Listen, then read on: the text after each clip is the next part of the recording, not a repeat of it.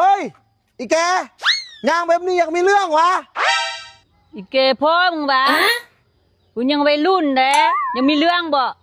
มีเรื่องก็มีอะพร้อมปะทะอะเฮ้ยแกนี่ปากเก่งจริงๆวะเดี๋ยวก็ตบฟันร่วงซะเลยมาก็มาดิรู้ว่ากูเป็นนักมวยรุ่นเก่าอ่ะมาไหมน้ำหน้าอย่างมึงหันเคยทึกตีนกูมาหลายคนแล้วเฮ้ยแกบอกแบบนี้แสดงว่าใจอยากมีเรื่องวะมาดิบริยาน่ะให้มาไหมมาเลยมาเลย มาเร็วมาเลยมาเลยมาเลยมาเลย มาเลยมาเลย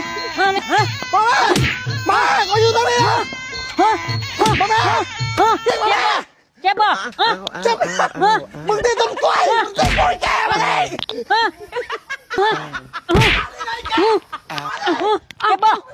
เจ็บบ่เจ็บยังกันล่ะยังกันเด้ตีกับไปแกนะ เอ้าแม่เว้ยไม่เลยไปซกตัว